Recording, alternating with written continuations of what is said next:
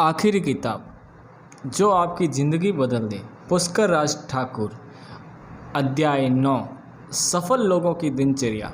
ज़िंदगी जीने के लिए आप जिन चीज़ों का चुनाव करते हैं, असल में आपकी ज़िंदगी उन्हीं चीज़ों पर निर्भर करती है।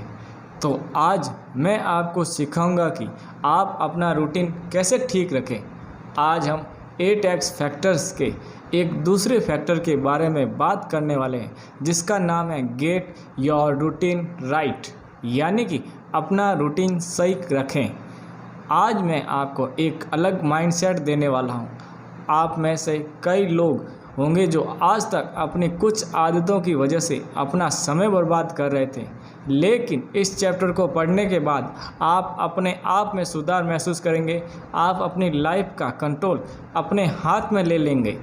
मैं आपको इस चैप्टर में इन्वेस्टर्स वाला माइंडसेट देने वाला हूँ। एक इन्वेस्टर वो होता है जो किसी चीज़ पे इन्वेस्ट यानी कि खर्च करता है, लेकिन क्या उसको उसका रिटर्न तुरंत या उसी दिन मिलता है? नहीं, उसको उसका रिटर्न धीरे धीरे मिलता है और वो ये भी चाहता है कि उसका इन्वेस्टमेंट ग्रो करे, मतलब जितना उसने इन्वेस्ट किया उससे ज़्यादा उसे वापस मिले। तो आपको आज से एक इन्वेस्टर का माइंडसेट रखना है। मान लीजिए कि आप एक डिनर पार्टी में जाते हो जहां बुफे में पेस्ट्री और फ्रूट सलाद भी रखा है। अब ये आपकी चॉइस है कि आपको किस चीज़ पर इन्वेस्ट करना है। यहाँ इन्वेस्टमेंट आपकी फूड चॉइस का है। मान लो कि आप फ्रूट सलाद पर इन्वेस्ट कर रहे हैं, तो आपने अपनी हेल्थ पर इन्वेस्ट किया है। आपको इसका रिटर्न तुरंत नहीं मिलेगा, लेकिन फ्यूचर में आप ज़रूर इसका असर देख पाओगे। लेकिन अगर आपने पेस्ट्री पर इन्वेस्ट किया तो वो गलत चॉइस होती है। तो आपको इस बात पर ध्यान देना है कि आपको किस समय किस चीज़ पर इन्वेस्ट करना है जो आपको पॉजिटिव रिजल्ट दे। जैसे आपके पास पेस्ट्री और फ्रूट सलाद के बीच में चॉइस थी, वैसे ही अगर आपके पास किसी बिल्डिंग के 5th फ्लोर पर जाने के लिए लिफ्ट और सीढ़ियाँ दोनों की चॉइस हो, तो आप क्या प्रिफर करेंगे? तो आप यहाँ सीढ़ियों से जाना पसंद करेंगे। और यही है स्मार्ट इन्वेस्टमेंट। आपके पास खाली समय में एक दूसरी किताब पढ़ने का ऑप्शन है जो रोमांटिक है, दूसरा ये किताब पढ़ने का ऑप्शन है जो आपको आपके स्किल्स में ही मास्टरी देगा, तो आप ये किताब प्रिफर करेंगे। और यही है पॉजिटिव इन्वेस्टमेंट। अगर आपने ऐसी आदतें अपना ली तो ये आपको एक बेहतर इंसान बनाएगी और 5 साल बाद आप हर फील्ड में सक्सेसफुल होंगे।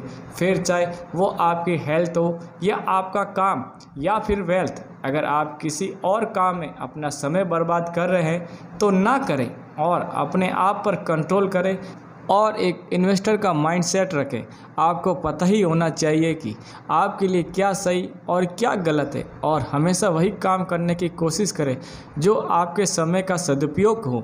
जिस चीज़ में भी आप इन्वेस्टमेंट करें वो कंपाउंडिंग हो रही है। जो कुछ भी आज करेंगे उसका रिजल्ट आपको फ्यूचर में ज़रूर मिलेगा। जब हम किसी फाइनेंशियल प्लानिंग के लिए इन्वेस्ट करते हैं, तो जैसे कि इक्विटी या SIP, हमें जो रेट ऑफ इंटरेस्ट मिलता है वो कंपाउंडेड होता है, मतलब इंटरेस्ट के ऊपर इंटरेस्ट मिलता है। ठीक उसी तरह जो कुछ भी हम करते हैं उसका रिजल्ट हमें कंपाउंडेड में मिलता है। आपका एक छोटा सा एक्शन आपको बड़ा रिजल्ट देता है। अगर आप चाय या कॉफ़ी के ऊपर सुबह सुबह गर्म पानी पीना करते हैं या फिर समोसे के बदले कुछ हेल्दी खाना पसंद करते हैं, तो जो रिजल्ट्स आपके हेल्थ पर दिखेगा वो कंपाउंडेड होगा। अगर कोई आपसे आगे निकल रहा है तो वो उसके डेली रूटीन और सही चॉइस के फैसलों का असर है। जब आप अपना रूटीन सही कर लेंगे, जो आपने पहले से स्केड्यूल की है, आप वही काम कर पाएंगे। अगर आपको ट्रेन बोर्ड करनी है तो आप ट्रेन बोर्ड करेंगे। आपके स्केड्यूल में पार्टी में जाना लिखा है तो आप पार्टी में जाएंगे।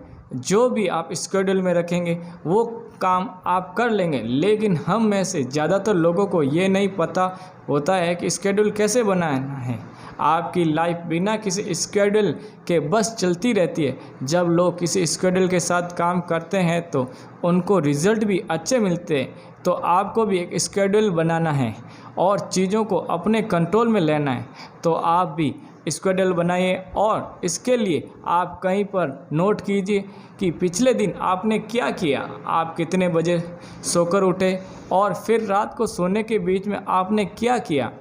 आपको अपने पूरे दिन में किए गए टास्क की लिस्ट बनानी है और फिर देखना है कि जो भी काम आपने पूरे दिन में किए उनमें से कौन से काम से या टास्क से आपको पॉजिटिव रिजल्ट मिले और कौन से ऐसे काम थे जो सिर्फ कर दिए। कल के दिन में आपने जो कुछ भी किया उसका हर आधे घंटे का हिसाब अपने पास रखिए।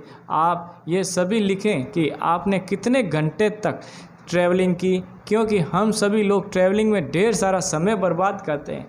आप उस टाइम में कोई बुक पढ़ सकते हैं जो आपको नॉलेज देगी। आप ये भी लिखें कि पूरे दिन में वो कौन सा समय होता है जब आप सबसे ज़्यादा काम कर सकते हैं।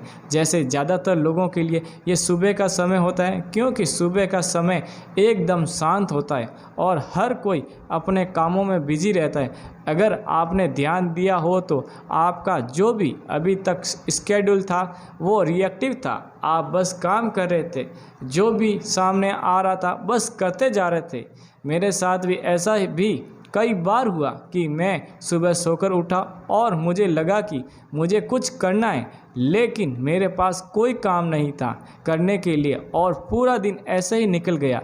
लेकिन आपको ऐसा नहीं करना है, आपको अपना स्केड्यूल बनाना है और उसे फॉलो करना है। क्या आपको पता है कि आप सिर्फ 25% टाइम में अपना 100% काम कर सकते हैं? कुछ लोग ऐसे होते हैं कि उनके पास स्केड्यूल बनाने का समय ही नहीं होता है। एक बार मैं जॉगिंग करते हुए मैं एक आदमी से मिला जो साइकिल लेकर दौड़ रहा था। मैंने उसको पूछा कि आप ऐसे क्यों दौड़ रहे हैं, कम से कम इसके ऊपर तो बैठ जाओ। तो उसने बोला कि वो बहुत जल्दी में। अब आप ही सोचो, अगर आपकी भी लाइफ ऐसे ही बिजी हो तो हम में से कई लोग ऐसे हैं जो अपनी लाइफ में इसी तरह भाग रहे हैं, लेकिन हमको इस बात का एहसास नहीं है कि उस साइकिल पर बैठकर हम और भी तेज़ भाग सकते हैं और हमारी प्रोडक्टिविटी भी बढ़ सकती है। ऐसा करने से आप बहुत कुछ अचीव कर सकते हैं। तो इसलिए अपना स्केड्यूल लिखना ना भूलें। अगर आपने अपने अल्टीमेट ड्रीम्स लिखे हुए हैं तो वो आपके लॉन्ग टर्म विज़न है, लेकिन हमारे पास शॉर्ट टर्म टास्क भी बहुत हैं और हम अपना ज़्यादातर समय शॉर्ट टर्म टास्क को ही पूरा करने में लगा देते हैं। आपके पास भले ही बहुत सारे शॉर्ट टर्म टास्क हो, लेकिन आपके पास लॉन्ग टर्म विज़न होने ही चाहिए और आपको आपके अल्टीमेट गोल्स अचीव करने के लिए उनको छोटे छोटे पार्ट्स में डिवाइडेड करना है। जो टास्क सबसे छोटे हैं उनको पहले पूरे करें, इससे आप अपने गोल्स तक जल्दी पहुंच जाएंगे। लेकिन हम ज़्यादातर ऐसे कामों में अपना समय बर्बाद कर देते हैं जिनका हमारे जीवन में कोई महत्व नहीं होता है। आप अपना स्केड्यूल बनाओ और उसको 30 मिनट से डिवाइड करो। अपने स्केड्यूल पर नज़र रखो। मेरे फ़ोन का वॉलपेपर भी मेरा स्केड्यूल ही है।